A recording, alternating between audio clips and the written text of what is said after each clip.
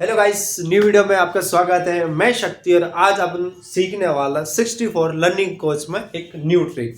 तो आपको मैं आज से नई चीज़ें बताने वाला हूँ। जो हमारा आईटी का चैनल है, नई क्लासें हैं आज से चालू होने वाली है। और सबसे मेन इंपॉर्टेंट चीज़ है कि आज मैं आपको काफ़ी सारी ऐसी जानकारी देने वाला हूँ जो न्यू स्टूडेंट है फर्स्ट ईयर के आईटीआई में, जहाँ पे काफ़ी सारे लड़कों को जानकारी नहीं होती कि आईटीआई में क्या होता है, किस तरह से एग्ज़ाम होते हैं, देन कितने एग्जाम होते हैं और किस तरह से एग्जाम होते हैं। तो काफ़ी लड़कों को ये चीज़ की जानकारी नहीं होगी कि एग्जाम कैसे होंगे, किस तरह से होंगे।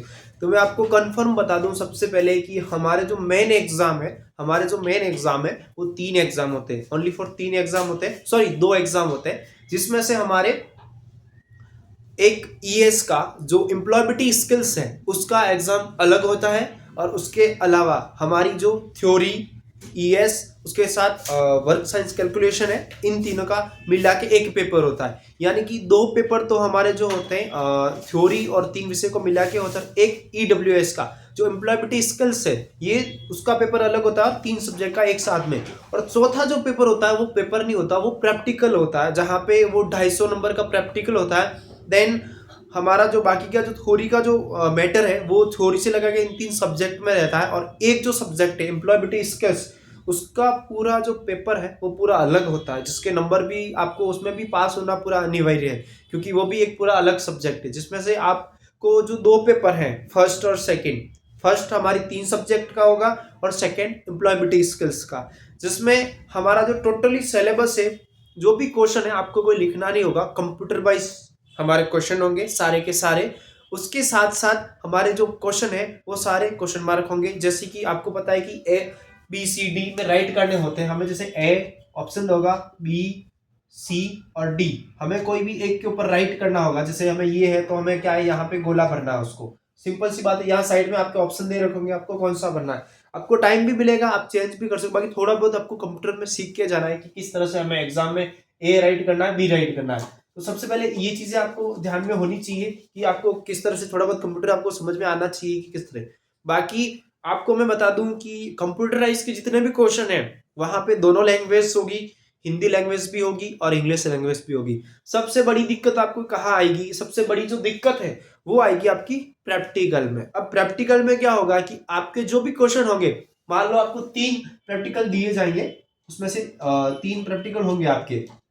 3 प्रैक्टिकल में क्या होगा, 3 प्रैक्टिकल में आपका सबसे पहला जो प्रैक्टिकल होगा, जिसमें आपको कोई भी 3 प्रैक्टिकल दिए जाएंगे, उनकी आपको वैल्यूज लिखनी है, वो क्या काम करते हैं और उनका डायग्राम बनाना है। उसमें आपको सबसे मेन इंपॉर्टेंट चीज ये है कि सबसे पहला जो पेपर आता है प्रैक्टिकल का वो पूरा इंग्लिश का आता है। उसमें कोई हिंदी नहीं लिखी होती है कि आपको उसमें ये लिखना है, या उसमें हिंदी नहीं समझाई होती है, क्योंकि प्रैक्टिकल के में पेपर में जो भी प्रश्न होंगे वो सारे के सारे इंग्लिश में होंगे।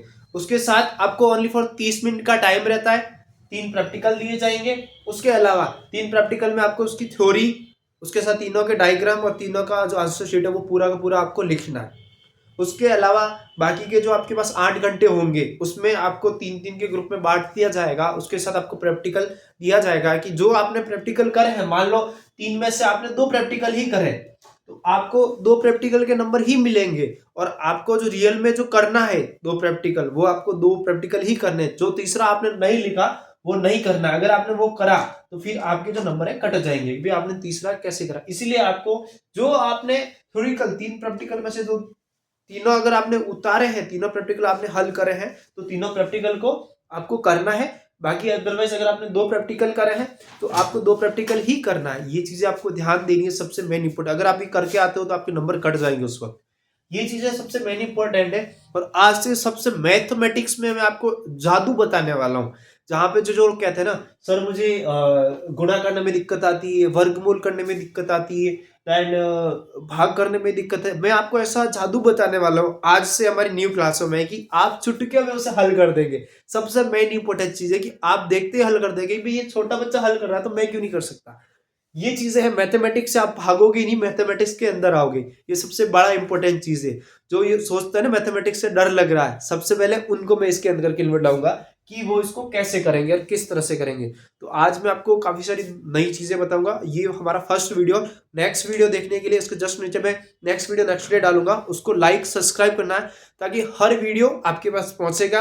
हर वीडियो को अच्छे से देखना है, सब्सक्राइब करना है, देन अपने दोस्तों को शेयर करना है कि ये जो चीज है मेन इंपॉर्टेंट चीज है। और आपको आपके लिखने की रफ्तार ऐसी होनी चाहिए कि सामने वाला पर्सन पेन रख दे कि भाई इसने कैसे हल कर दिया। ये चीजें मेन इंपॉर्टेंट करेगी। ओके गाइस, बाकी बेस्ट ऑफ लक, लाइक करो एंड सब्सक्राइब करो। Okay guys, thanks.